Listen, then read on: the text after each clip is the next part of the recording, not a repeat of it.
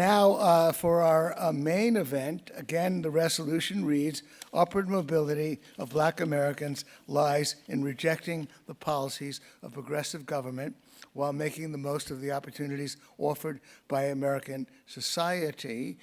Vote yes, no, or undecided on the resolution.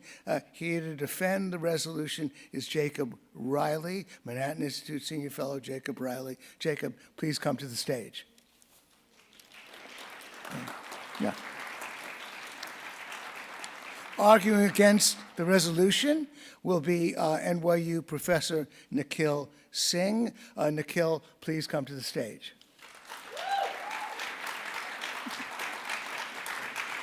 Okay. All right, and here to speak for the affirmative, Jason, you've got 18 minutes to speak for the affirmative. Take the podium. Take it away, Jason.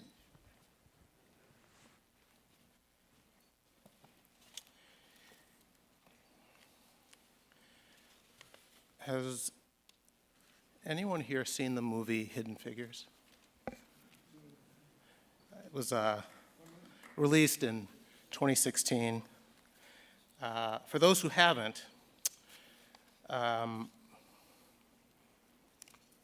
Hidden Figures is a true story. It tells the true story of three remarkable Black mathematicians who helped NASA launch its space exploration program in the 1950s and 60s. Their names are Dorothy Vaughan, Mary Jackson, and Katherine Johnson. Vaughan taught computer programming to other Black women after World War II and eventually became the agency's first Black supervisor. Johnson initially worked under Vaughan and then went on to become NASA's first Black female engineer.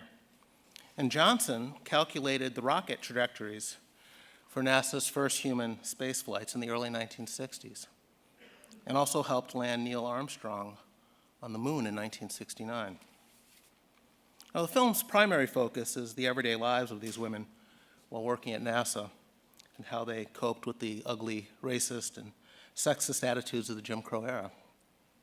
It was a big hit with moviegoers, many of whom were unaware that Black minds had helped America win the space race against the Soviet Union. But Hidden Figures is more than a story about unsung Black math whizzes. It doubles as a story about Black upward mobility. In the post-war period, progress that was taking place notwithstanding all manner of laws and policies and customs that openly discriminated against Blacks. The movie is based on a book of the same title by Margot Shetterly, the daughter of a retired Black NASA scientist. And Shetterly's book goes much deeper than the film does into describing the working class and middle class Black communities that produced these remarkable women. Vaughan was born in 1910, learned to read from her parents before starting school, graduated from high school as class valedictorian at age 15. She won a scholarship to Wilberforce University in Ohio, the oldest Black private college in the United States, where she majored in math and graduated in 1929. At Wilberforce, a professor recommended her for graduate study in mathematics at Howard University, where the department was run by two Black mathematicians who had earned their doctorates from Cornell and the University of Pennsylvania. Mary Jackson was a second-generation college graduate, born in Hampton, Virginia, and earned degrees in math and physical science in 1943 from another Black college, Hampton University, which was then known as Hampton Institute. Shetterly writes that Jackson, quote, followed the family tradition of enrolling in Hampton Institute, which had graduated her father, her mother, and several of her older siblings.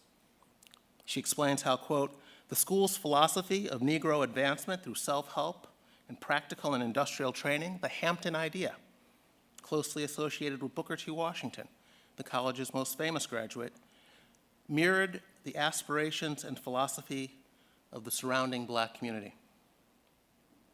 Katherine Johnson, the book's third heroine, was born in 1918, just 14 years old when she completed high school, and enrolled at West Virginia Institute, another Black college.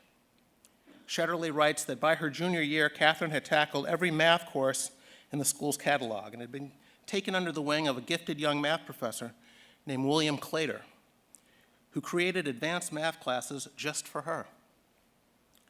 Shetterly wrote that Clayton had earned his own doctorate in math from the University of Pennsylvania in 1933. Catherine's other black mentor at that college was a chemist and mathematician named Angie Turner King, who received advanced degrees from Cornell in 1931, University of Pittsburgh in 1955. Now, these thumbnail sketches of Black America in the early and middle decades of the 20th century may surprise people today who have come to associate Black communities with crime and violence and underperforming schools and single parenting and high levels of unemployment. The book is a reminder that things used to be much, much different. When Dorothy Vaughan first arrived in segregated Newport News, Virginia in 1943 to start her job at NASA, she lived with an elderly black couple in the city's East End neighborhood. They owned a grocery store and took in boarders. Shetterly writes that the East End was, quote, a larger version of what Dorothy had left behind in rural West Virginia. It was, quote, populated by stable Negro families in well-maintained homes, thriving local businesses, and a growing middle class. On the corner of the block where she lived, a pharmacist had purchased a lot, was opening the city's first Negro pharmacy. A new hospital had just opened earlier in the year, organized by black doctors and constructed by black architects. Again, this is 1943. This story of what was happening in America among black people who were only a couple generations removed from slavery and still living under legally enforced submission has received nowhere near the amount of attention that it deserves. It defies our expectations. It challenges a lot of what we think about American history, Shetterly wrote. She's right. And the implications of this history go far beyond the immediate subject matter, which is why I wanted to participate in this event this evening. These stories of black accomplishment in this previous era raise important questions about social and economic inequality today, what's driving it, and how best to address it. Now, these women were by no means typical of black people of that era, most of whom were poor and unskilled. In 1940, 87% of black families lived below the poverty line, and only about 5% of black adults were engaged in non-manual white-collar work. So these women were very much the exceptions to that norm, but they also represented a new black vanguard. By 1960, the poverty rate for blacks had fallen nearly in half, from 87% to 47%. It's often stated and widely assumed that today's black middle class owes its existence and its continuation to affirmative action and other government programs. But this gets the order wrong. The 40 percentage point drop in black poverty occurred well before the War on Poverty and other Great Society initiatives were launched in the late 1960s and expanded in the 1970s. It occurred before the Civil Rights Act of 1964 and the Voting Rights Act of 1965 had passed. It occurred long before not only the election of a black president, but before blacks had any significant political clout in Congress or had won mayoral elections in major American cities with large black populations. And it predated the affirmative action hiring and preferential college admission policies that were implemented in earnest beginning in the 1970s. This was peak Jim Crow, when housing and employment were sharply limited for blacks, and they were shut out of union jobs and many other professions dominated by whites. Yet none of those barriers proved to be insurmountable.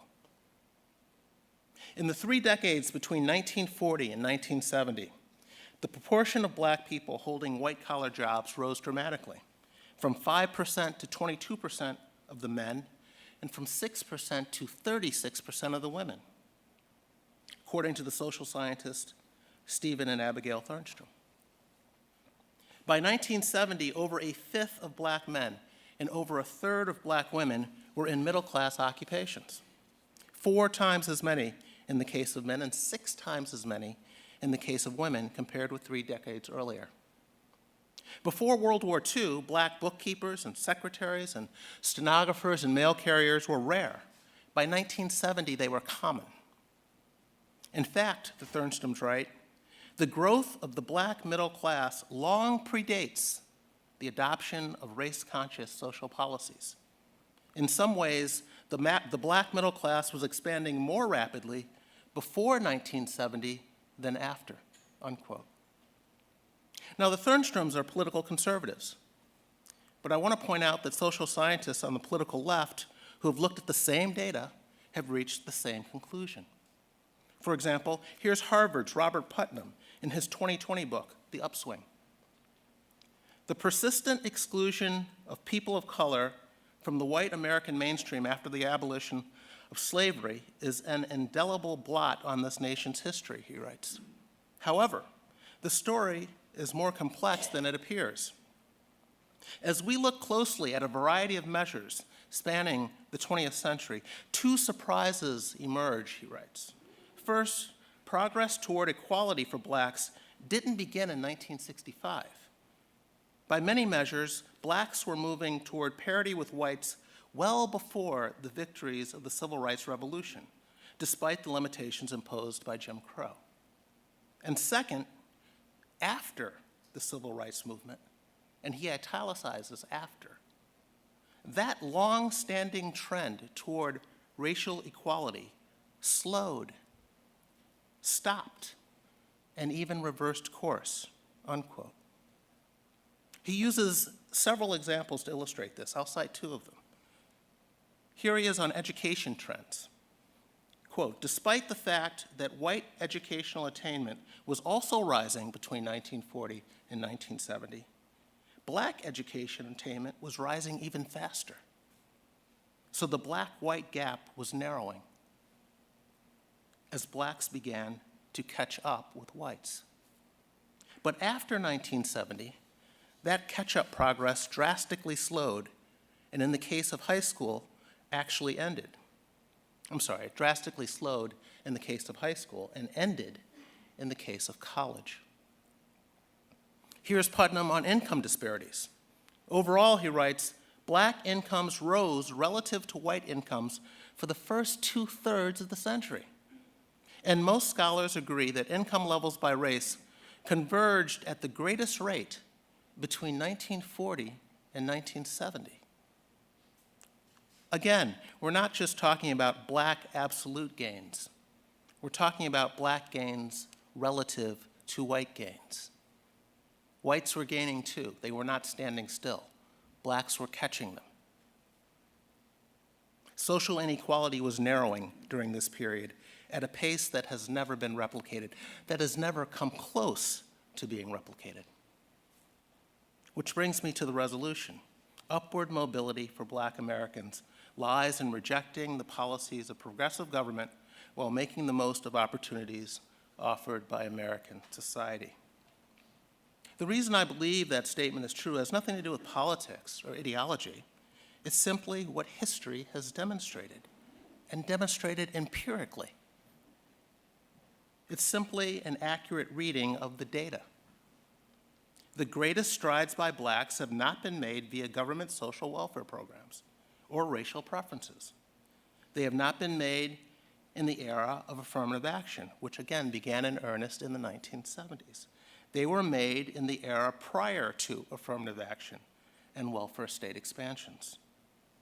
They've been made by blacks taking advantage of opportunities that have been afforded them. In 1940, there was a severe labor shortage due to World War II, and blacks were given access to labor markets that had previously been closed to them. Blacks were not given special access or preferential access.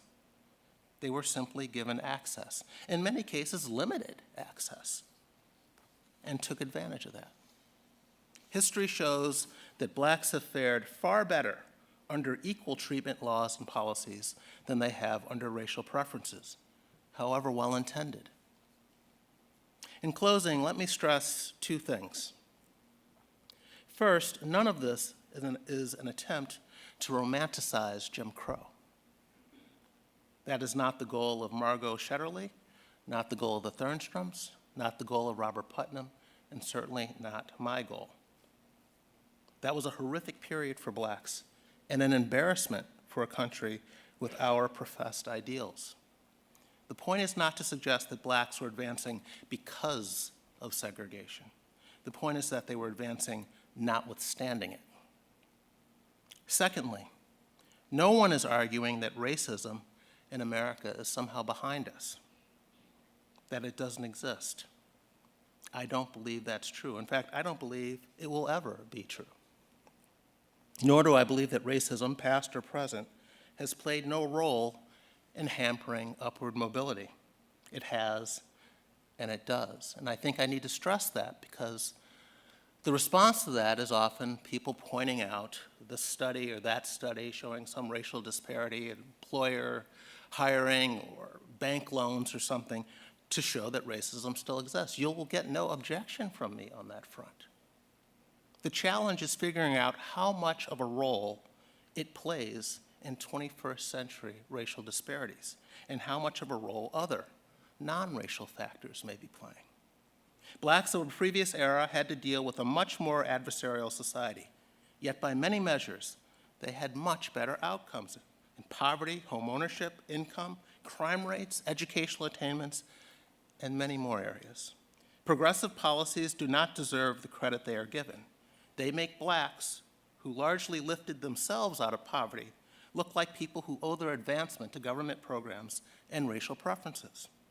To anyone who knows black history, that's not only incorrect, it's insulting. I'll stop there.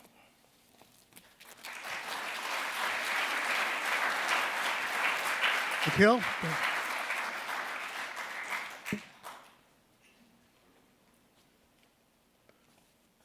Good evening, everyone. I want to say thanks to Jean and to Nick Gillespie, to Reason, to Soho Forum for having me back again. And I want to thank Jason, too. I really appreciated his remarks, and mine will be in a slightly different register. It's not so much a story of individuals as much as it is a story of a period. But I think Jason's actually set the framework for us very well by framing this as being about the period from the 1940s to the 1970s, and then from the period from the 1970s to the present. And how we think about history is really going to play a big role in what I have to say tonight. And I think you'll see this is going to be an interesting discussion. So I want to begin by defining my own understanding of the resolution that I'm arguing against. And of course, a resolution like this is framed in very broad terms, so I want to make my own terms clear, and you can decide if you agree with me or whether I'm being tendentious here. First, I want to be clear that I don't think it makes sense for anyone, least of all African Americans, not to make the most of the opportunities afforded by American society. If that is all there is to this discussion, then I might as well concede now. But for my money, the real questions before us are, one, what are the opportunities afforded by American society, especially to people of modest means and education? And how are they promoted or inhibited by the policies of progressive government? When I think of opportunities, what comes to mind are basic requisites for a good standard of living: adequate income, decent shelter, access to time for worship, leisure, and education. And if we disagree on any of that, we can discuss it later. Some people, for example, might think that the real opportunity offered by American society is the chance to get rich. But I think most of us are motivated by a more modest ambition to achieve what we need to thrive, to care for ourselves and those who are dear to us. Here's where it gets contentious. What do we mean by the policies of progressive government? And how do they promote or inhibit opportunities for human flourishing in the terms that I've just outlined? For example, by progressive government, do we mean regulations on business that ensure safe food and clean drinking water? Do we mean taxing wealthier people at a higher rate? Do we mean access to government-insured home mortgages, government-supported health care, and Social Security? Do we mean access to free public education and affordable public higher education? Do we mean government support of the right of workers to organize into trade unions and bargain over wages and working conditions? Do we mean the existence of legal frameworks that monitor and sanction racial discrimination, particularly in housing and employment? In the most minimal but also historically accurate sense, every single thing I just listed is a major policy achievement of progressive government in the United States since the 1940s. Each of these policy achievements, moreover, at one time or another, engendered fierce opposition from conservative and reactionary opponents, even if some of them, such as Social Security or progressive taxation, I don't know, that's kind of I'm on the fence on that one, collective bargaining, were later accepted and institutionalized in ways that insulated them from political contention. And last, each of these policy achievements contributed to binding the majority of African American citizens to the party and political outlook most responsible for them, even though African American citizens were often deliberately excluded from or last in line for the benefits on offer. So exactly the period Jason discusses, 1940 to 1970, is the period in which progressive government emerges in the United States and establishes itself following the New Deal. So it's not like there wasn't a framework for what happens there, right? Not just for the African Americans he describes, but also the white workers he describes who experience upward mobility during this period. So why is the greatest period of upward mobility in the United States under the terms of progressive government? That's a question we should certainly discuss. In the context of a growing economy in the decades following World War II, progressive policies helped to create the largest middle class in the history of any nation, one built on union membership and relatively high wages for people of modest skill and education, high marginal tax rates, extremely high marginal tax rates, and included access for the first time to home ownership via inexpensive, government-backed long-term mortgages, one of the great financial innovations of the 20th century. And also for the first time in this very city, access to free public higher education. Once again, African American citizens were not the full beneficiaries of this golden age of post-war growth liberalism. The National Labor Relations Act, FHA mortgage policies, the GI Bill, the Federal Highway Act inaugurated nothing short of a generational leap in upward mobility for the majority of white workers.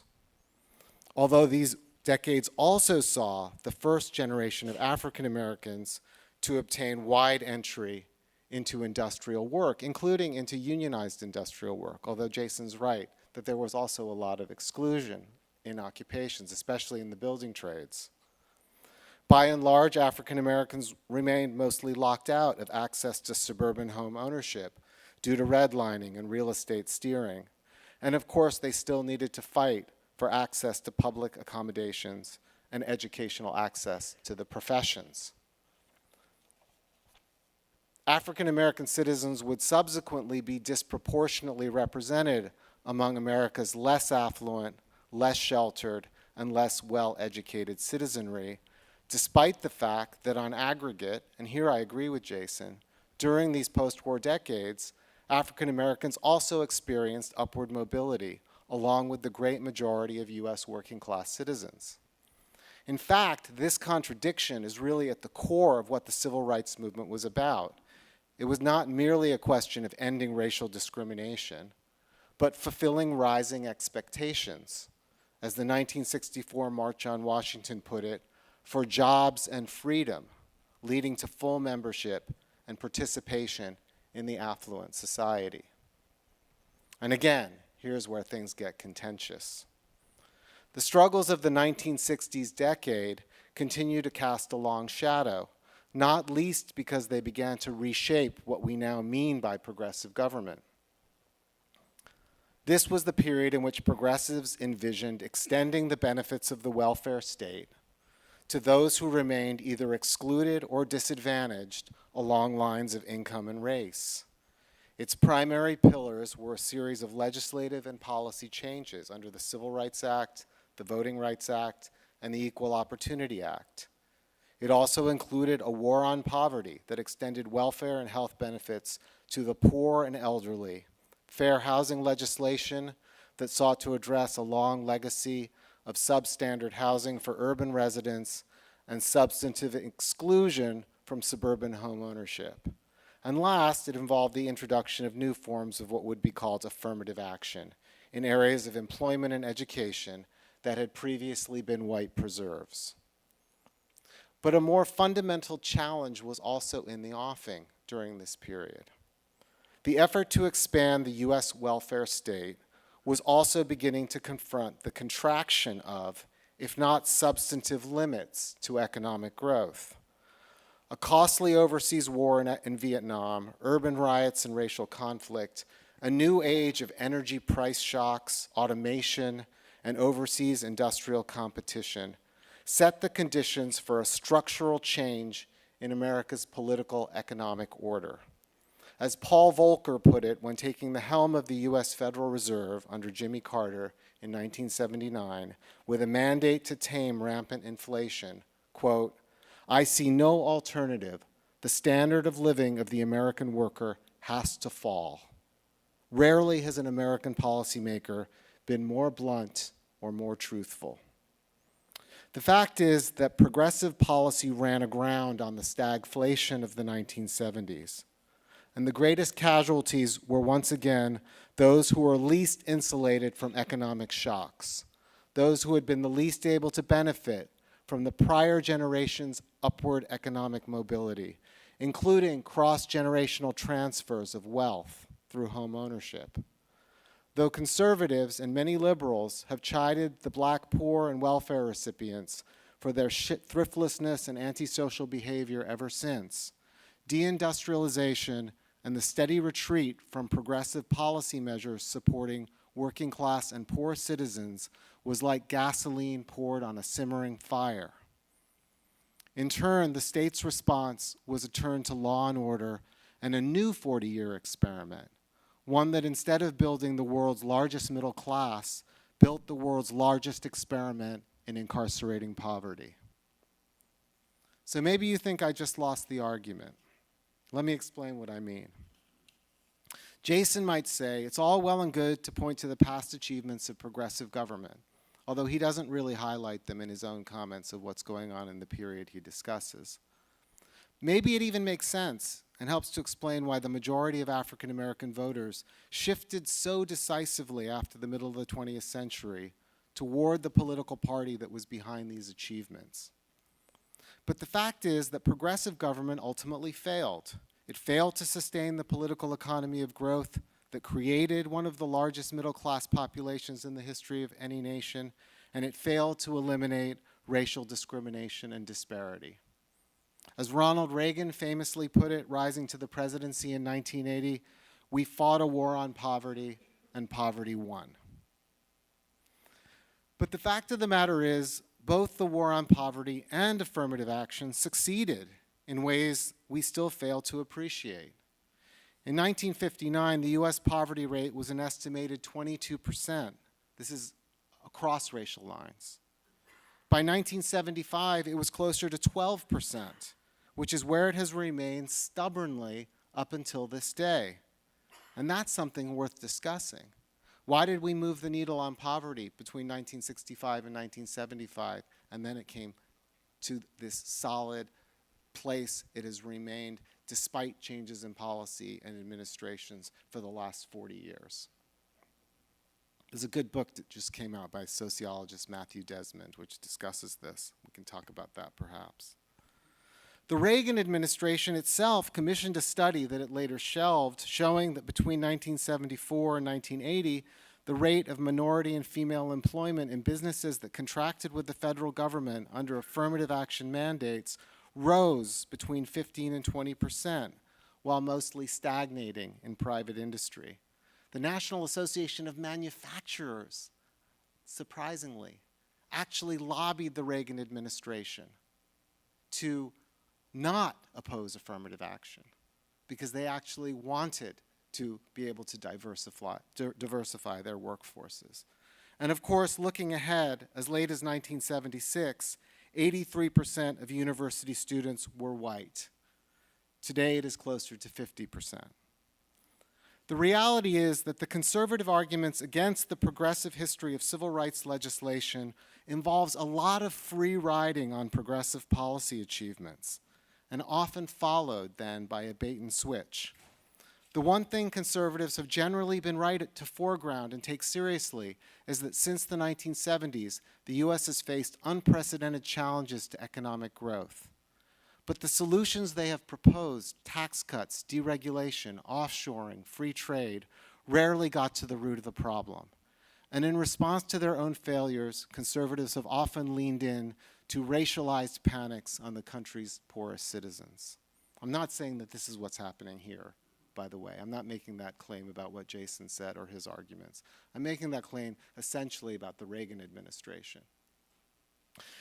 Making the case that the black and brown poor people's cultural and moral deficiencies were significantly, if not entirely, to blame for poverty and its social ills, for example, served to justify the enactment of draconian drug laws, mass incarceration, cuts to social welfare and public housing, again, like pouring gasoline on a fire.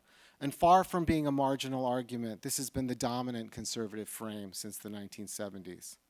Since that time, periods of conservative control over the government in the United States have sought with greater and lesser success to reform or roll back progressive policy achievements, weakening trade unions, reducing taxes on corporations and wealthy individuals, instituting work requirements for those receiving welfare and Medicaid, weakening financial, occupational, health, safety, and environmental regulations on business. Now, of course, there's more to say about the conservative case against big government and the administrative state.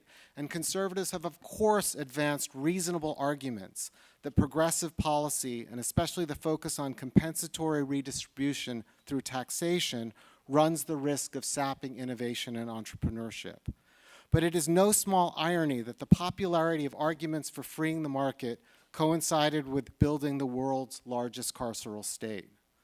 The bigger irony, of course, is that perhaps the greatest achievement of the conservative policy vision was that it also changed the character of progressive policy, which under the leadership of Bill Clinton and later Barack Obama mostly shed its New Deal heritage in favor of supply-side, free market-oriented policy, including free trade at the expense of labor standards, a timid regulatory agenda, and the institutionalization of fundamentally scaled-back commitments to stabilize labor's share of social wealth and the substitution of punishment for rehabilitation for those convicted of crimes. So how has the broad retreat from progressive policy worked out? Did tax cuts engender durable growth? Did de-industrialization and free trade create a high-wage, high-employment economy in the United States? Did deregulation improve our water and transportation infrastructures? Did the conservative rollback of major civil rights gains produce more trust in our democracy or a safer and freer public square? Did a technology and health revolution stem the fall of midlife mortality in the United States? Well, the answer to all these questions, of course, is no. The crossroads where we stand today indicates the need for, not for less, but the need for more progressive policy. This has even been glimpsed in certain corners of the GOP today that has turned against free trade, overseas interventionism, and showed a renewed interest in U.S. industrial policy and criminal justice reform.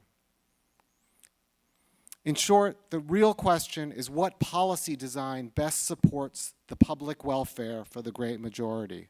What policy design is best suited to supporting and affording opportunity? Sometimes government does need to get out of the way, for example, to police and incarcerate less, or to defeat NIMBY coalitions that restrict expansion of low-income housing in wealthier neighborhoods. And sometimes government needs to do more, like incentivizing the transition to renewable energy and creating opportunities to develop new skills and capacities through training and education. All this, too, is the better part of the legacy of progressive politics. Far from being opposed to opportunity, the policies of progressive government have in the past played a significant role in creating the opportunities afforded by American society, and we need to see that they do so again in the future. Thank you.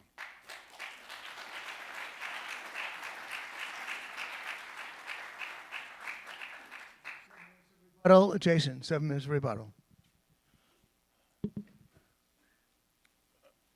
The professor referred on a number of occasions to what has happened since 1965 or since 1970. Is this on?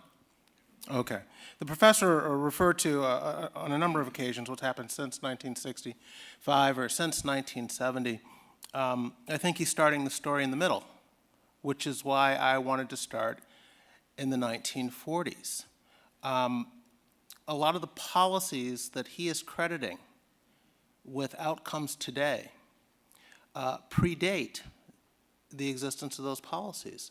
At best, these policies, like affirmative action, continued a pre-existing trend and at a slower rate than things were going prior to the policy.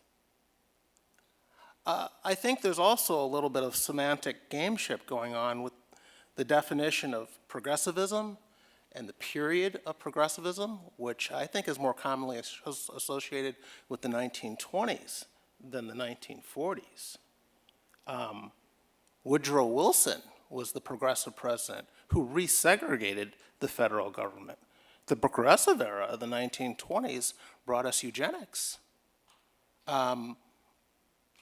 That's not something I think we want to return to. I don't think it's anything anybody here wants to return to, including the professor. But that was the progressive era. But the question at hand here is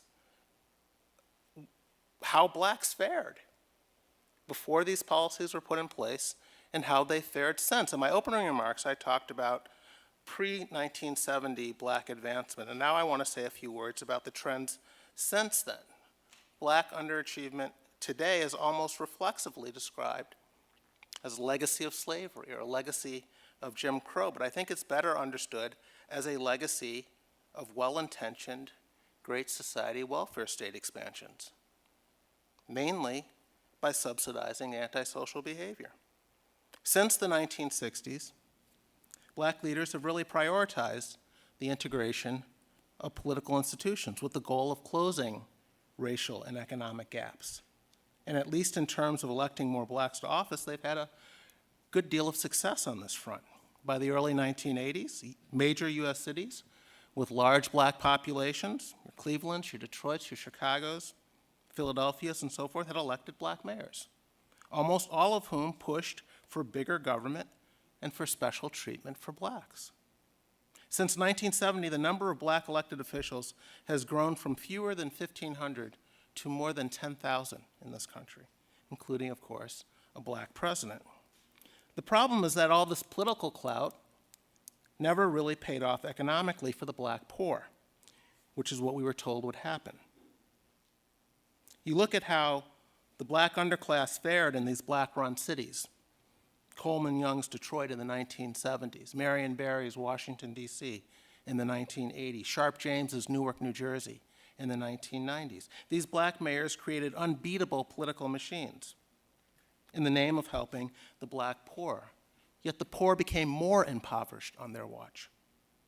In an era of increasing black political clout and affirmative action, the black underclass lost ground, both in absolute terms and relative to the white underclass. In the 1970s and 80s, and even into the 1990s, the poorest blacks in America saw their incomes decline at more than double the rate of the poorest whites in America.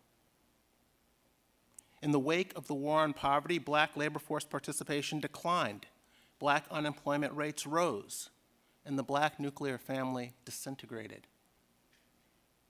Between the 1960s and the 1990s, the proportion of black children living with both parents fell from 2/3 to 1/3.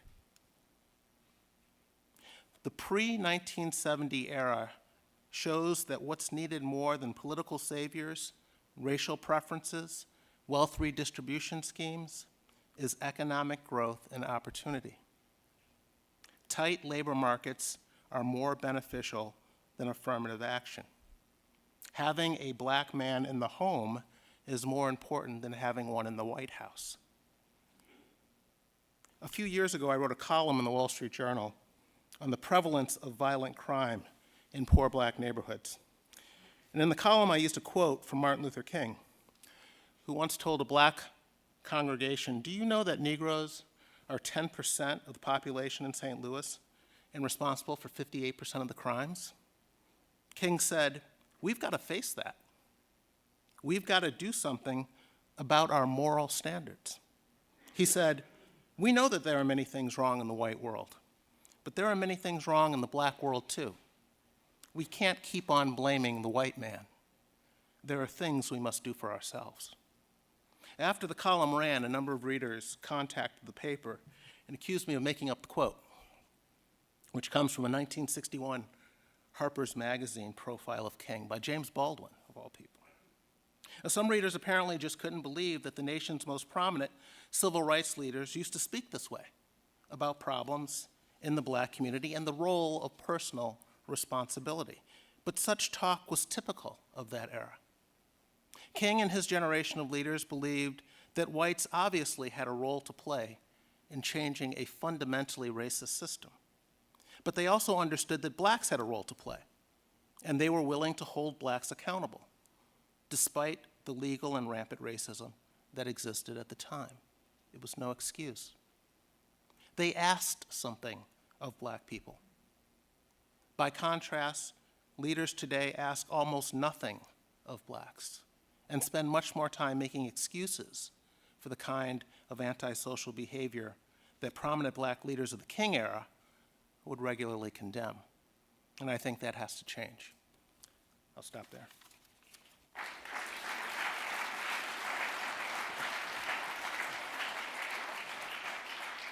7 minutes in rebuttal. Nikhil, take it away. Okay, I'm free of my script now. I can just talk to you. So I think there's I don't think I was accused of semantics around progressivism. So let me just put the cards on the table. Progressivism is a loose term, right? What I really mean is a public good orientation towards government. I mean the idea that government actually has a role in social protection, in redressing and in some ways ameliorating contradictions that emerge from an economy that produces inequality, from a set of social relationships that generates inequality. That's what progressives essentially believe in. We believe in more equality, and we believe in policies that foster that. Now, I couldn't agree with Jason more that the political economic design of our society is the root to this question. But he does this maneuver in his presentation where the political economic design that emerged in the period from the 1940s to the 1970s somehow has nothing to do with governmental policy.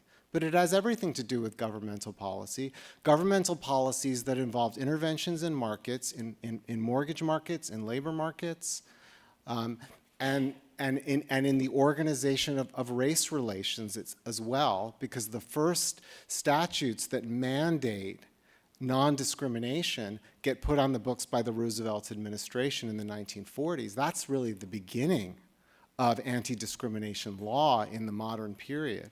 So there's a continuity between what happens in the 1940s and the 1960s. The reason there's an effort to extend the welfare state in the 1960s is because African Americans in many ways are locked out of some of these benefits. Unions are still discriminatory. Housing markets are still discriminatory.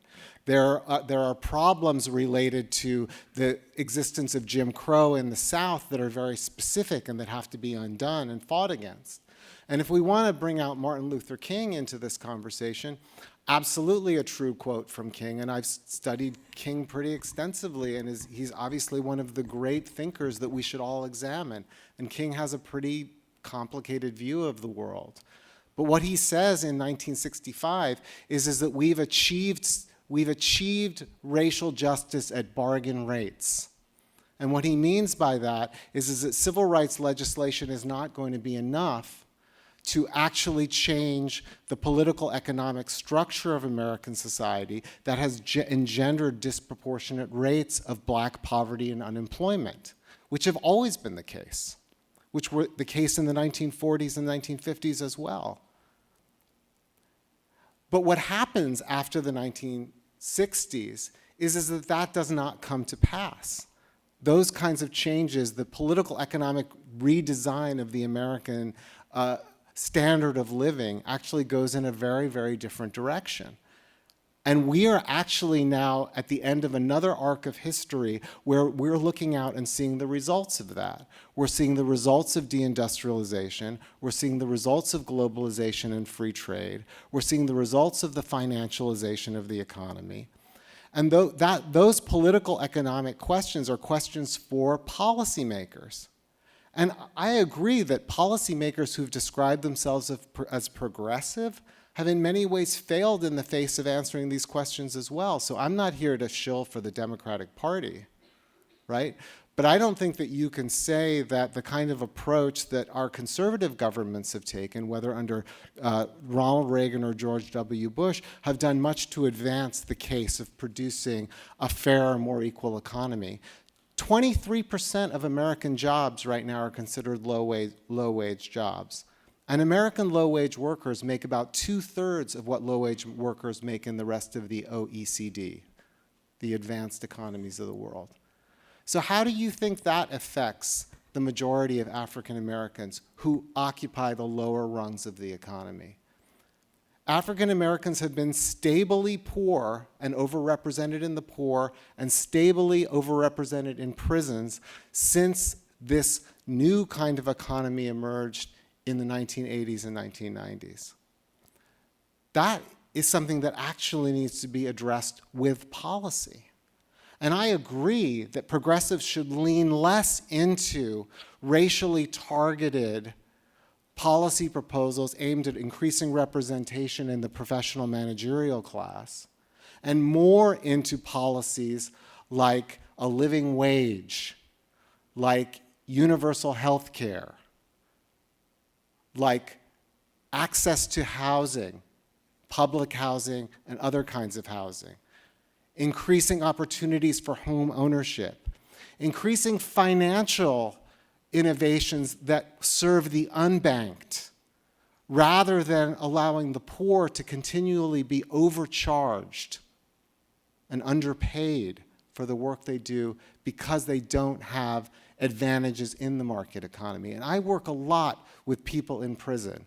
So I know a lot about the overweening aspects of the administrative state and how inefficient and unresponsive it is to human needs.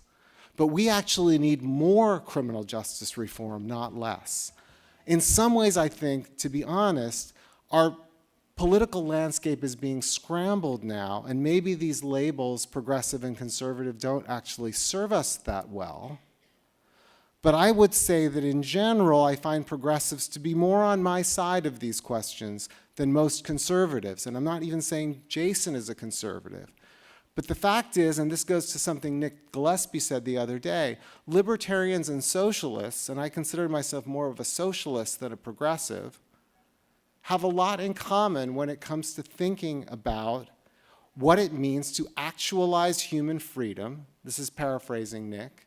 And what are the root systems that prevent that actualization from occurring?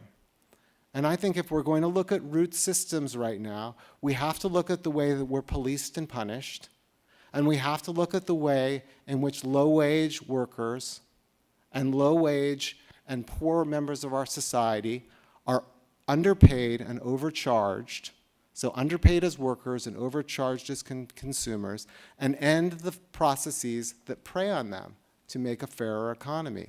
That will come through progressive policy. That will create more opportunity in American society for African Americans and for everyone else.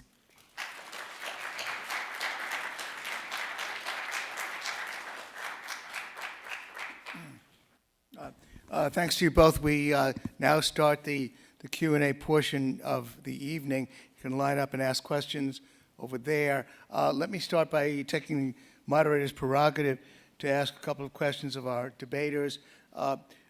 Question addressed to you, Jason. Your narrative is that that blacks did better from 1940 to that progress, and especially the black-white gap closed from 1940 to 1970, and then reversed. The black-white gap reversed, and progress didn't do too well. They were narrowing. They didn't close. I'm sorry? They were narrowing, and narrowing at a faster rate than in the post-1970s. Sorry, yes, indeed. no, I they should have didn't said close narrowing, entirely. not closed, of course.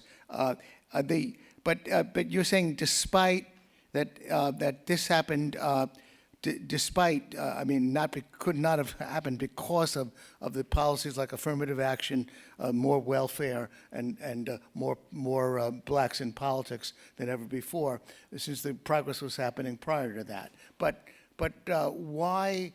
Why reject the policy since 1970 anyway, just because the progress was happening before these things happened? Why isn't it good to have more blacks in politics, more affirmative action, and more welfare? Why are they bad things? Why can't they be helpful things in any case? Why aren't they helpful? Well, I would not and was not arguing against having more blacks in politics. I think that that's a good thing. I'm not arguing that blacks should disengage politically. My point is that political power and political clout does not automatically lead to upward mobility for a group. And that's a case that's been proven not just with black history, but with the history of many other groups who rose economically first and engaged in politics later. And that has been the more typical pattern for a group rising, a minority group, rising from poverty to prosperity. So blacks' political success is not something that that has automatically translated into economic success, and yet that is what the civil rights leadership has been focused on primarily since 1965. The thinking was that we got the Voting Rights Act passed, and if we can just get more of our own in office, the rest will take care of itself. And I went through that history of black mayors and poverty rates to show that the rest has not taken care of itself. Well, put a fine point on the other aspects of it: affirmative action, welfare, Black Lives Matter. Right, but why they're separate. why can't those things help? Affirmative action, Black Lives Matter. I think in terms of affirmative action, I think the progress has slowed in the wake of affirmative action policies. There was faster progress. I think policies like affirmative action have hampered black upward mobility. And we've had affirmative action policies in place for a half century now. So we don't have to speculate about what will happen. There's some natural experiments out there that have already occurred. The University of California system, back in the mid-1990s, ended race-based admissions throughout the entire University of California system. After it did that, black graduation rates went up, and not by a little bit, by more than 50%, including in the harder disciplines, the more challenging disciplines of math and science and engineering. Grade point averages of 3.5 or higher among blacks increased by more than 50% after the University of California system ended racial preferences in college admissions. So a policy that had been put in place to increase the ranks of the black middle class, to increase the number of black doctors and lawyers and engineers, had in practice led to fewer of these individuals than we would have had in the absence of the policy. So aside from whether you think affirmative action is constitutional or makes sense in an increasingly pluralistic society to have a racial spoil system like that in place, the other question is whether it actually works. And I would argue that 50 years of it shows that it is not working as intended. Comment from you, Nikhil, on anything that Jason has said. The question. Oh, well, there's no question that affirmative action has worked to expand the ranks of the black professional managerial class over the last like 40, 50 years. There's no question. And that's been shown by countless studies. The University of California example, I don't know for sure that what was just said is exactly right. One thing that definitely happened after affirmative action was outlawed in the University of California system was that the flagship campuses saw a tremendous drop in African American and Latino enrollments, and Black and Latino enrollments went up at the satellite campuses. So there was less access to some of the premier parts of the University of California system when affirmative action went out. But the real issue for me, and I think the really important issue, is that we spend an inordinate amount of time thinking about the number of like black students that get into Harvard or whatever, and we actually don't think about the whole educational landscape and how it was transformed since the 1970s. Public higher education was free in the University of California system until the 1970s. It was free in the city of New York until the 1970s. So now we know what's happened since that time is that public higher education has become extremely expensive. The greatest barriers to going to school for people are the cost. That's the greatest barrier, and that's the one thing that we can't seem to reduce, right? What did we get since the 1970s? We got cheap electronics, and we got costly education. We got cheap consumer goods, and we got really expensive health care. We got a lot of cheap things that kind of made us have a feeling that we have a decent standard of living, but the cost of housing skyrocketed.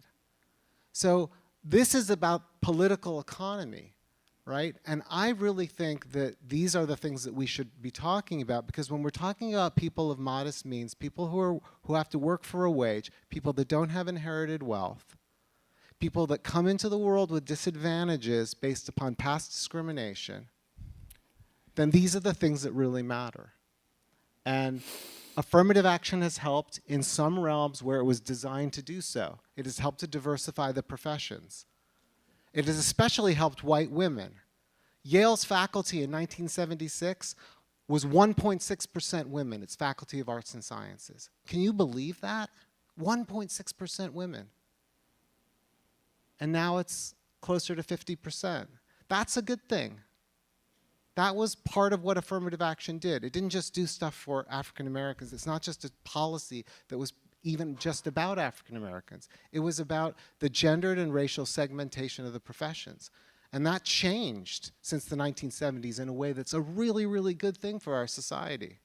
Whether it should continue now and what should be the policy now is an open question, and I'm certainly willing to have that conversation.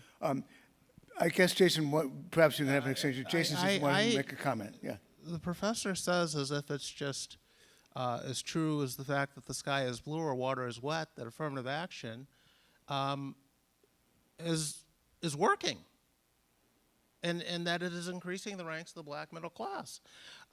Again, there was a black middle class before affirmative action. It has continued to grow, but at a much lower rate. I quoted Robert Putnam directly, who looked at this data and said, despite the fact that white educational gain attainment was also rising between 1940 and 1970, black educational attainment was rising even faster between 1940 and 1970. But after 1970, that catch-up progress drastically slowed in the case of high school and actually ended in the case of college. This is a math problem. When you're talking about growing from a really tiny base, of course the rate is faster. I addressed that. We're not talking about simply absolute gains. We're talking about gains, black gains relative to white gains. Whites weren't standing still. They were advancing as well, and blacks were catching up at a much, much faster rate prior to affirmative action in higher education than they were during the affirmative action era. That is the point. The issue is to judge the value of these policies, and I think you can compare them using empirical data, what was going on pre-1970, what's been going on since. And the data shows that faster progress was taking place in the pre-affirmative action era. I don't think the data actually shows that. Do you have data Okay, that shows I something? guess- You've quoted Robert Putnam. You And I quoted one Stephen per- and Abigail one per- Thernstrom. Yeah, I could also right. quote Richard Vedder, and they're quoting census data. And I've also just quoted statistics. Harvard's faculty in the 1970s had 0 black faculty among the tenured faculty in the early 1970s. It's about 8% now. So you can look across the universities in terms of the diversification of faculties and student bodies since the 1970s. And There were black people who taught at Ivy League institutions I'm saying prior among the, to I'm saying, 1970. I'm saying among the tenured faculty in arts and sciences. Tom Sowell taught at Cornell. Yeah, no, I'm talking about. I mentioned Harvard just then, but I'm not saying that there were no black faculty at any institutions of higher education. Of course, I'm not saying that, but I'm saying that those numbers have absolutely increased And substantively. only because of affirmative action. Not only because of affirmative Without action. affirmative action, blacks can't teach in the Ivy League. No, that's not at all what I'm saying. That is not what I'm saying. I'm saying affirmative action policies have been part of the diversification of higher education in a way that has been helpful and in a way that has actually worked. That's what I'm saying. That's all I'm saying. It's really simple. Derek Bach, who was president of Harvard, wrote The Shape of the River in 1976. They studied several hundred. No. That came out. It came in the 1980s, but the study is 1990s. based upon a cohort that went in under affirmative action in 1976, and it showed what they found there in that book was out of the 700 people that they studied, that at the end of that college cohort's experience, over 30% had ended up with advanced or professional degrees. Over 300 of them had become civic leaders, and I think around 120 had become business leaders. I have it somewhere in my notes. But that's and anyway, that's the not point. what they found. No, that is what they found. That is not what they found. I can tell you what they found. No, that's exactly that what is they not found. what And they found. and what they showed in that study was that those rates were remarkably similar to and very close to the white cohort that they compared it to. No. Yeah, That book attempted or suggested that it was measuring racial preferences in higher education. What Bach and Bowen did not do, however, is to disaggregate the blacks who had been admitted under racial preferences from the blacks who had not been admitted under racial preferences, but got into the school under the same credentials as everyone else. They never disaggregated that data. They just looped it all together and reported averages. The entire argument over affirmative action is not whether blacks can do well at these schools. It's whether the blacks who are let in with lower credentials can do better at these schools. Bowen and Bach did not disaggregate that data. Not only did they not disaggregate it, they wouldn't release their findings so that other social scientists could check their findings and see if they could come up with the same results. That book did not do what you were suggesting it did. Well, that was the finding of the book. I mean, you've offered a discrediting of their finding, and this is what social scientists do. They discredit each other's findings. I mean, I didn't come here to really debate like the merits of affirmative action. I think that we can find examples of where affirmative action has succeeded, absolutely, and where it has had benefits. It's really a minimal claim. May I just put a finer point, since we've been discussing it, put a finer point on the question, which gets back to the question I put to you, Jason. Are you saying that affirmative action didn't help, or are you saying that affirmative action hurt, and if so, how? It's done more harm than good, and in a number of ways. I just believe it's unconstitutional. Well, we're talking about the harm or the good. The Supreme Court will decide that. But regardless of whether it's constitutional, I think the data show that it's done more harm than good. And it's done more harm than good primarily by setting up smart kids to fail. I'll give you an example. there was a study done of MIT students, black students at MIT some years ago. Black students at MIT had scored in the 90th percentile on the math portion of the SAT of all kids in the country. 90th percentile. But among their peers at MIT, they were in the 10th percentile. So black students who would be hitting it out of the park at a less selective institution were struggling at MIT.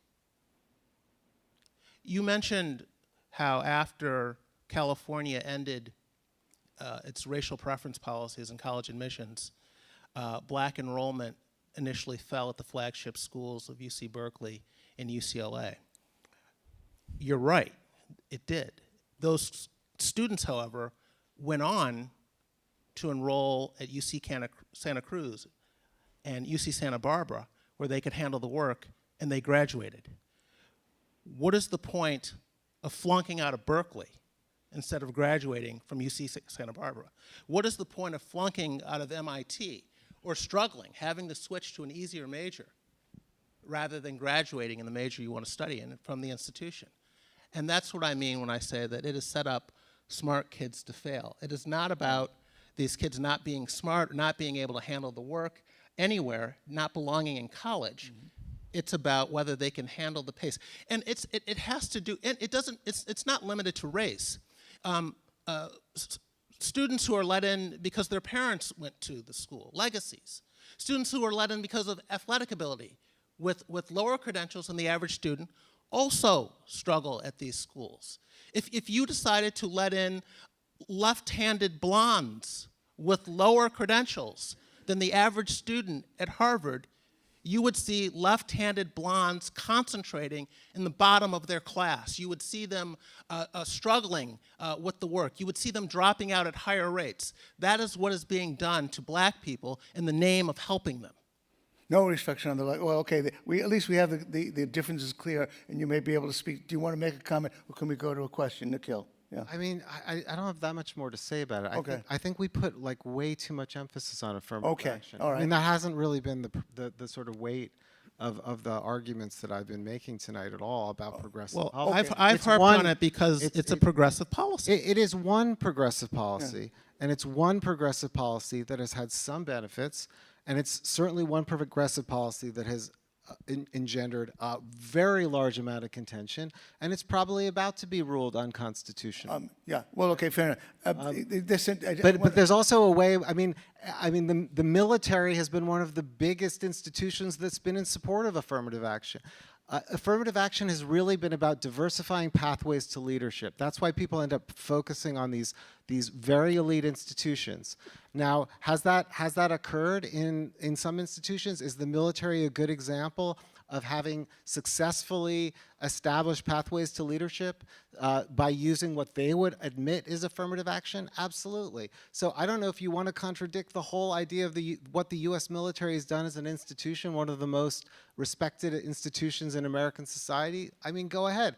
But I would say that those are probably examples of success. So I'm not saying that it's the only. I'm not saying it's the only thing that we should be hinging this argument on. You know, I think there are actually really legitimate agreements legitimate disagreements to have about affirmative action, and I know why people get so upset about it. It seems it really is a contradictory policy. We should be a race-blind society, and then we find that we have to take race into account to deal with something like this.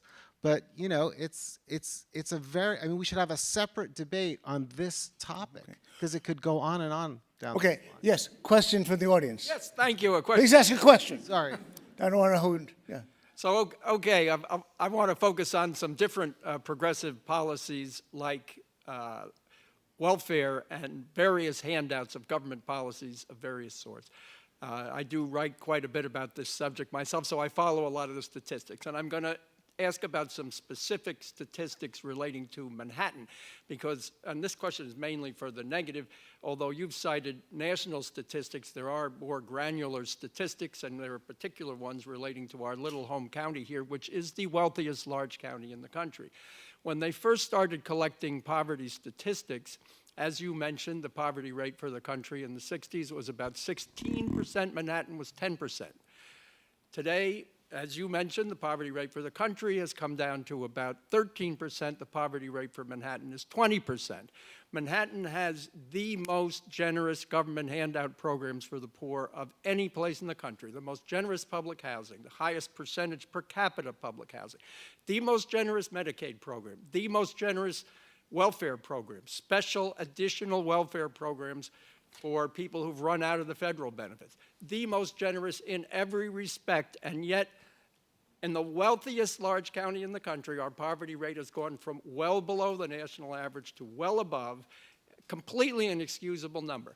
My interpretation of this is that large numbers of the poor have been bought into dependency by government handouts, and that this has disproportionately affected blacks to their tremendous detriment. What's your interpretation?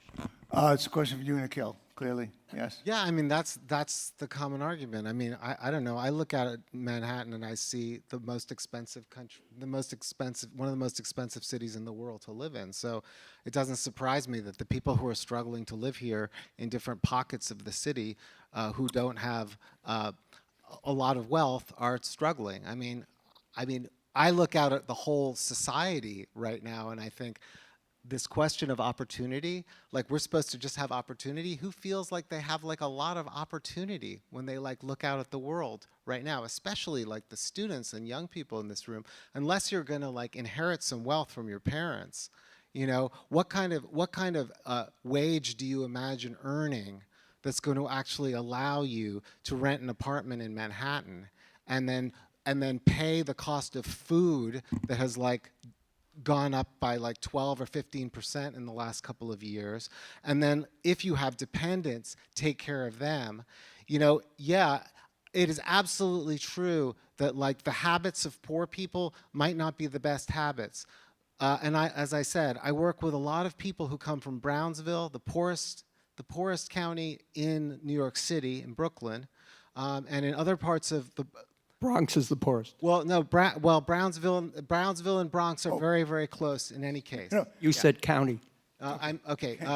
Please. Zip code. Please. Zip code. I meant to say. I know I'm talking to a statistician, so I defer to you. And my experience of those places they are places where there is hyper concentrated poverty. There's very, very high unemployment. There's very, very little, there are very poor public schools and public services. There's very poor housing options, and people are really locked in. And those are the zip codes that send the most people into the prison system.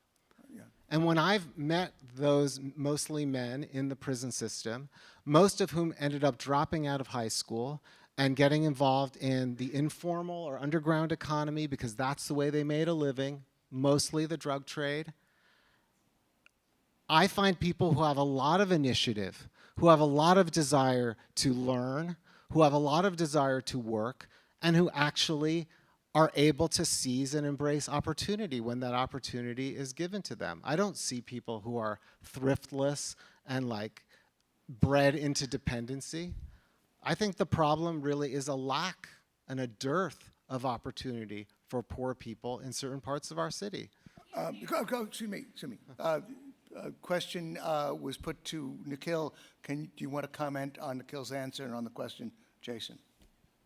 Well, I thought that the questioner laid it out very well. I mean, I saw a statistic somewhere that said the median amount of time that a family in New York City has spent in public housing is 20 years.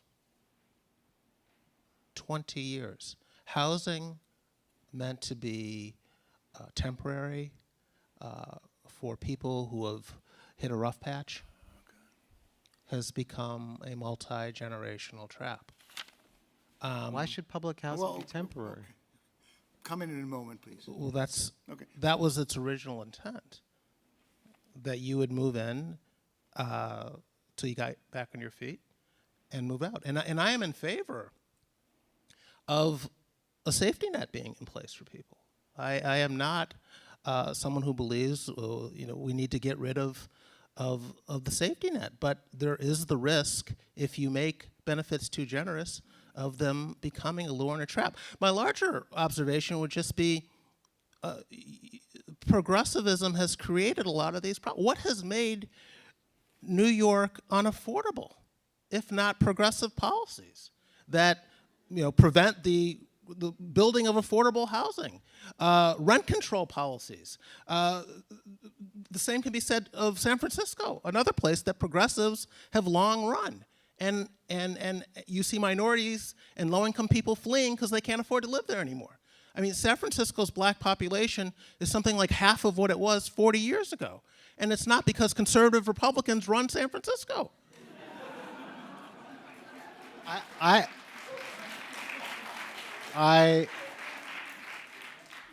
absolutely concede that progressives, so-called, running cities, have not done well by their poorer residents, absolutely.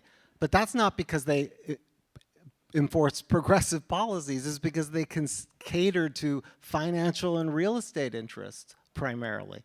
That's the reason. Why do we have the kind of city that we have? Because we actually don't have a city that creates the possibility of like good paying jobs and affordable housing for the majority of its residents. Absolutely, we need policies like that. Next question. This question is for Nikhil. I think you said that blacks in this country have been stably overrepresented among the poor and stably overrepresented among prisons in terms of incarceration, and you seem to blame this, at least in part, on the deregulatory, free market-oriented policies starting in the 80s and then onward. But my understanding from reading Thomas Sowell and other economists is that if we look at certain black African immigrant groups in the United States, such as Nigerian Americans, even when they've stayed in this country, been in this country for multiple generations, there's no educational attainment gap with white Americans. There's no overrepresentation, in poverty or in incarceration, and that seems to undercut what you said. So how would you respond to that? Jason is the expert on Thomas Sowell, so I don't know. I don't know Thomas Sowell's work.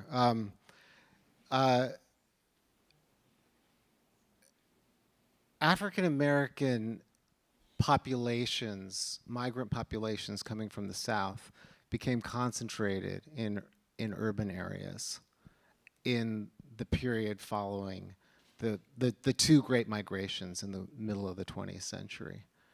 That's the real source of kind of concentrated poverty in urban places, and that concentrated poverty is intensified by housing policy and by the lack of access to the places the economy is growing, right, where wealth is growing. Industry is moving out of the cities, housing wealth is being concentrated in suburban areas, and urban populations are essentially being abandoned. One of the things that Mike Davis talks about in his book City of Quartz about Los Angeles is that there's a jobs fair in South Central Los Angeles where a corporation is hiring, I don't remember which business it was, is advertising that it's hiring 50 jobs, and about 2,000 people show up with a line around the block for those jobs. So there is absolutely a crisis, a massive crisis of employment where people live that begins to happen in the period that we understand to be the period of de-industrialization. And that is the beginning of the urban crisis of the 1970s that leads to not a new industrial policy, a new approach to jobs and training, but to a law and order approach that essentially tries to incarcerate poverty. That's my understanding of what happens. I don't know specifically the story about what Nigerian immigrants are able to accomplish or why they're able to accomplish what they're able to accomplish, or any other number of groups, right? But I do know that this is what happens to African Americans. Coming from you, Jason.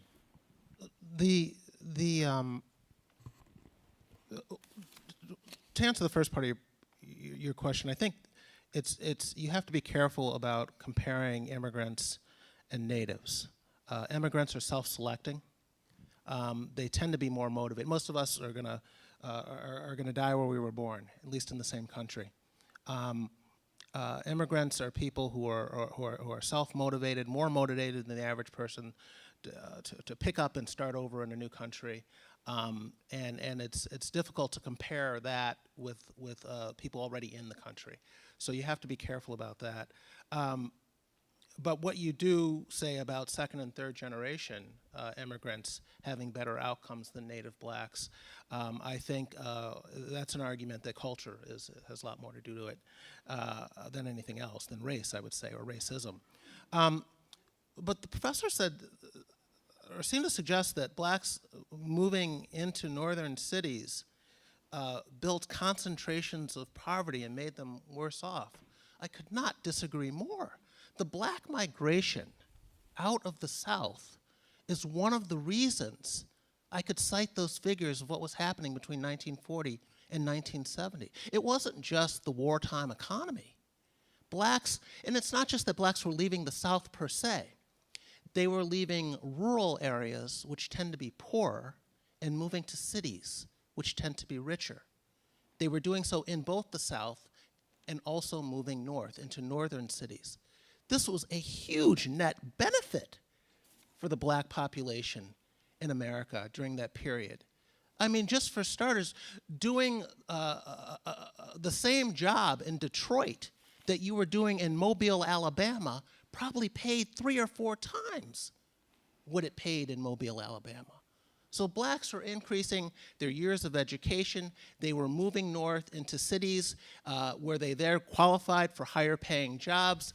And again, you've mentioned the de-industrialization thesis a number of times, and I just want to push back a little bit on that.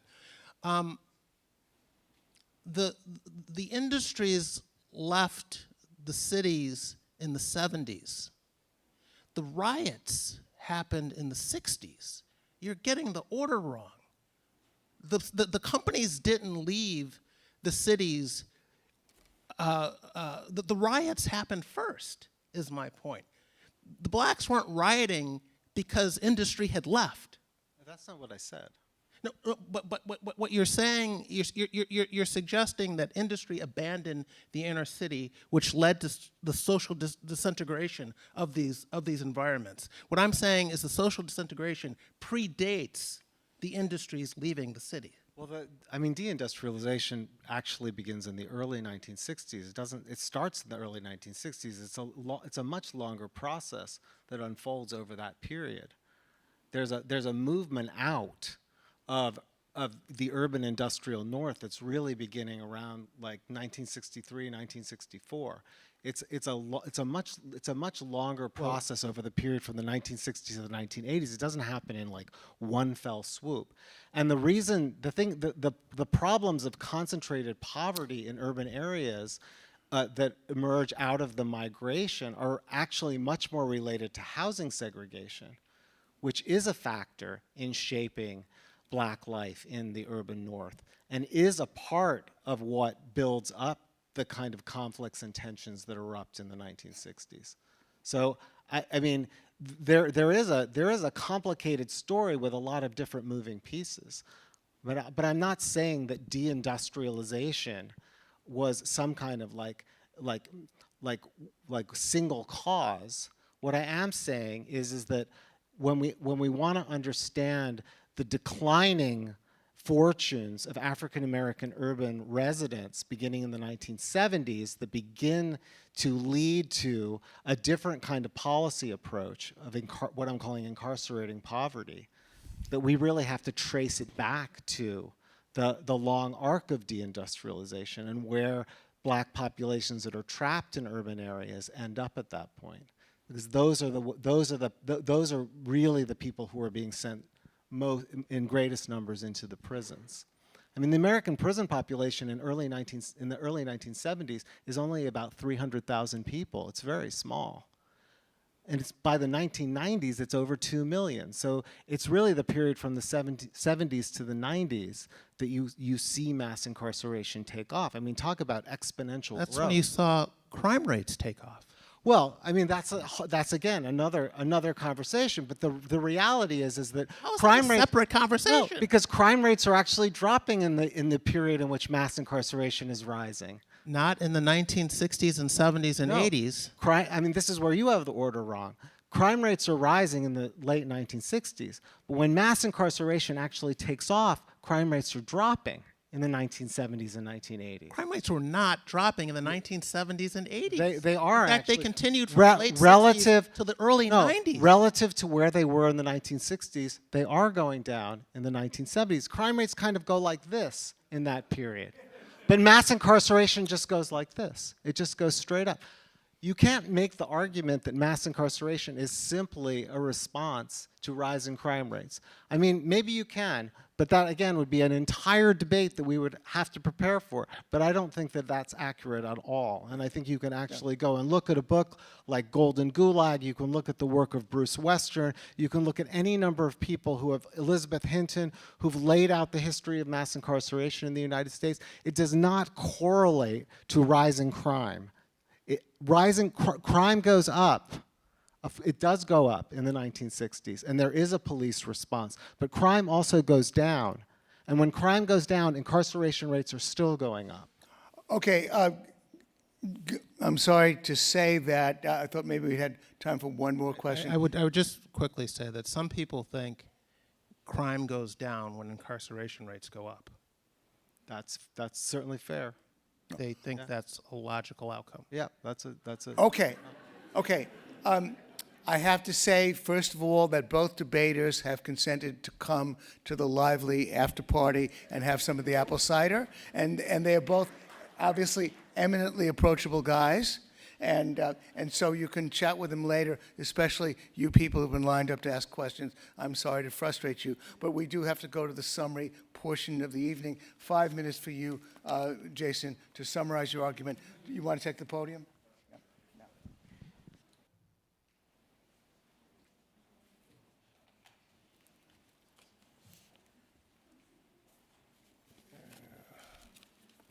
Let's see here.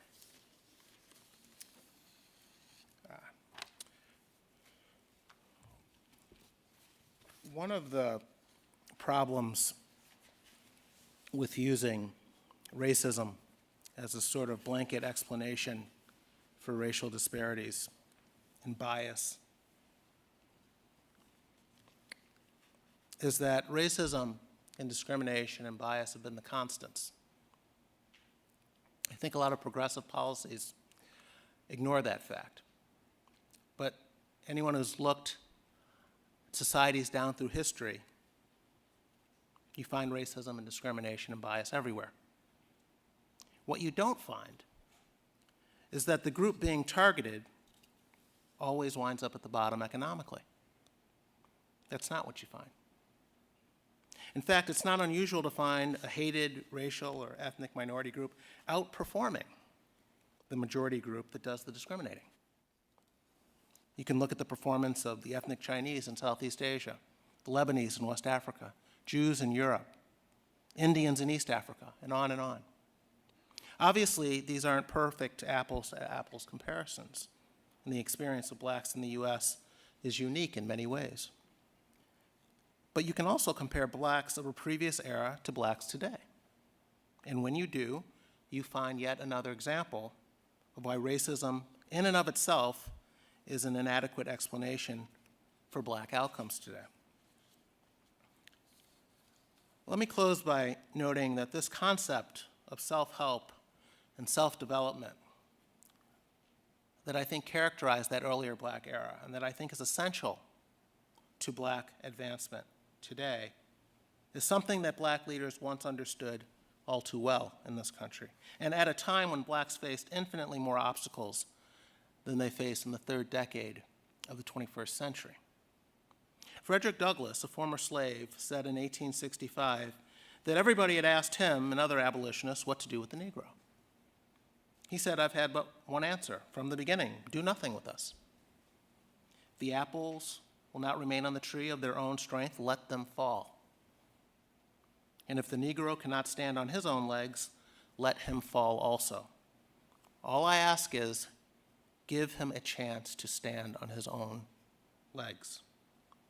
Douglass was essentially saying, give blacks equal opportunity, and then leave us alone. Booker T. Washington, another former slave, echoed that sentiment.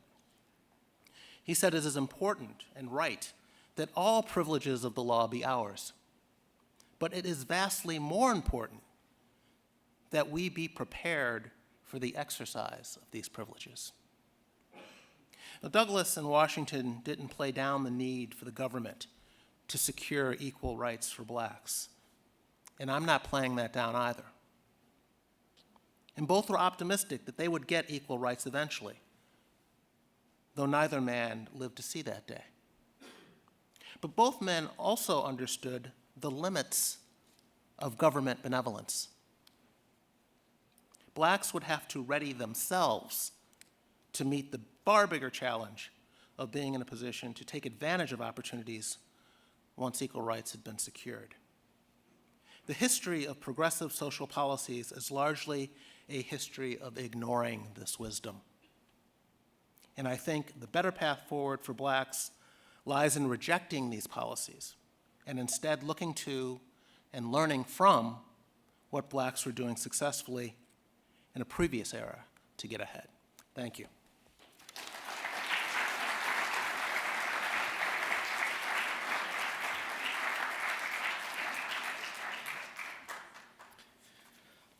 So, I've tried to make an argument tonight here that doesn't actually lean too heavily into the exceptionalism of African Americans in American life.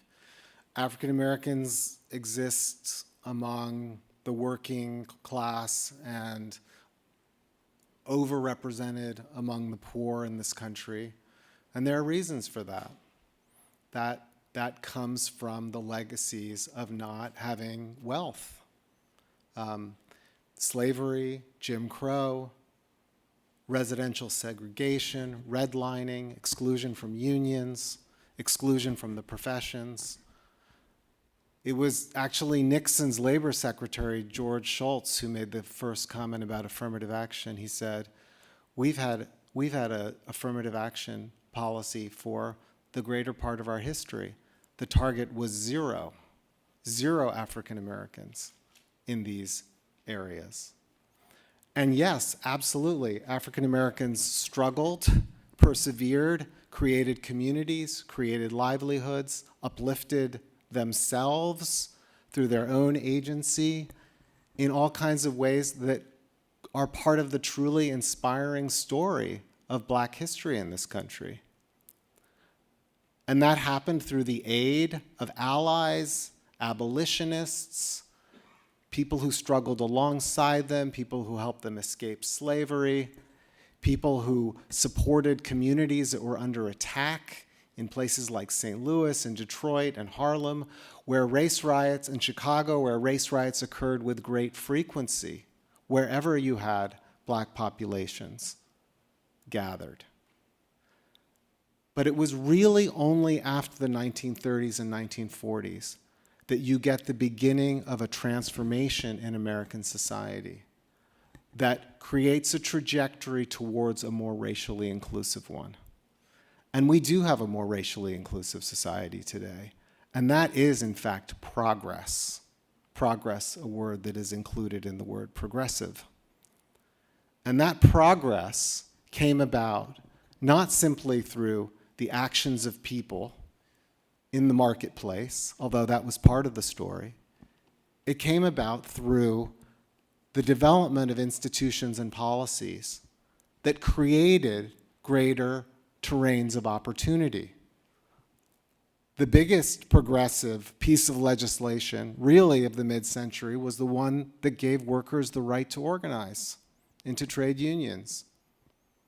And although trade unions did exclude African Americans in some trades, African American entry into trade unions is actually a huge part of the story of Black progress after World War II that is not being told here.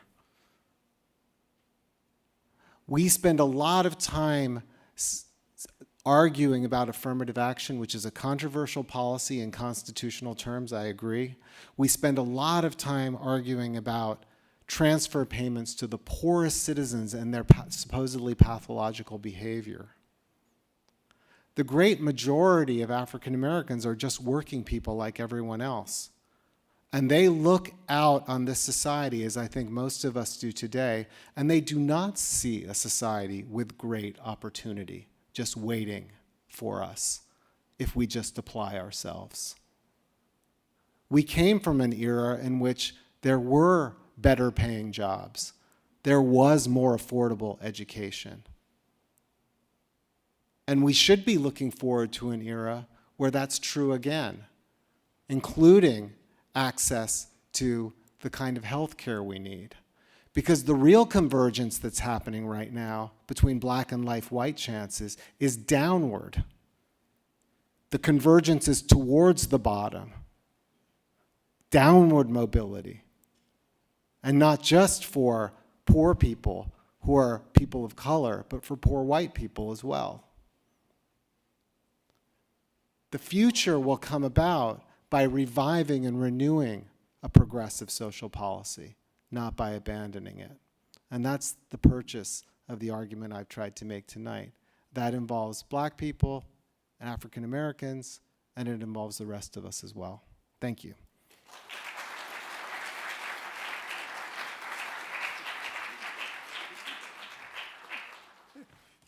Please keep your seats, and Jane, please open the voting. Again, yes, no, or undecided on the resolution. Upward mobility for black Americans lies in rejecting the policies of progressive government while making the most of the opportunities offered by American society. I have in my hand the Soho Forum Tootsie Roll, to whom this thing will be thrown based upon who wins the voting.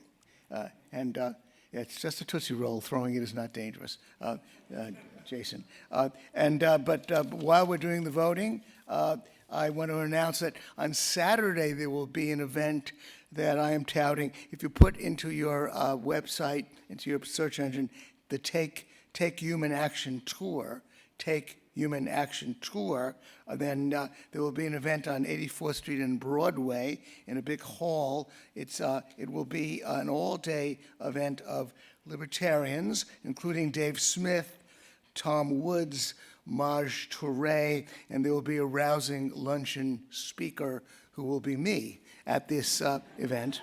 The Take Human Action Tour this coming Saturday. Put that into your website, and maybe I can see some of you there. Well, 3 weeks from today, we're going to have another debate that touches on race. Thursday, April 20th, University of South Carolina professor of history Woody Holton will defend the resolution. The New York Times book, The 1619 Project, and the Hulu video series based on it are important contributions to our understanding of slavery and the role of African Americans in American history, against AIER Senior Fellow Phil Magnus. UNY students, of course, invited to come. You two debaters, free tickets for you both if you want to come to that debate on April 20th about the 1619 Project. On May 22nd, Monday, May 22nd, Northwestern University professor of law and philosophy, professor of law and philosophy, Andrew Koppelman, will defend the resolution. Libertarianism has been thoroughly corrupted by delusion, greed, and disdain for the weak. Taking the negative will be me.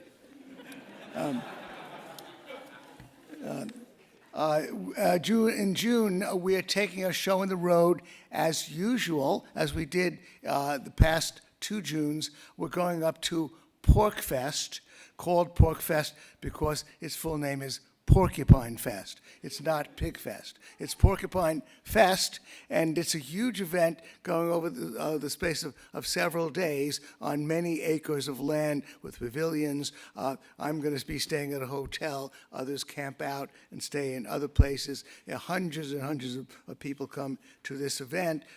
There will be 2 debates that the Soho Forum will hold up at Pork Fest. One of them will involve David Friedman. He is, in fact, the illustrious son of Milton Friedman. He will defend the resolution. The right way to persuade people of libertarianism is by showing them that its outcomes are superior by their standards without any resort to the flawed non-aggression principle.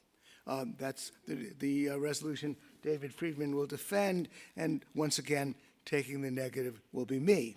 But Porkfest, if you go, just put Porkfest into your website and you'll find that tickets are on sale. I hope to see you up there. It is a 6-hour drive up to New Hampshire, but it's not such a bad drive. It's not far from Boston. I'm thinking, Jane, that you have the results of the debate, so I'm going to pause and have them read right now. Okay, the resolution was that, again, that blacks should progress, should reject the policy of progressive government while making the most of the opportunities offered by American society. The yes vote went from 48.6% to 66.97%, so it picked up 18.35 percentage points. The no vote, that's the number to beat. The no vote went from 15.6 to 18.35. It picked up 2.8 percentage points, so by a reasonable margin, the yes vote had it. Jason, you went to Sorry. Thank you to you both. Please come to the party. No,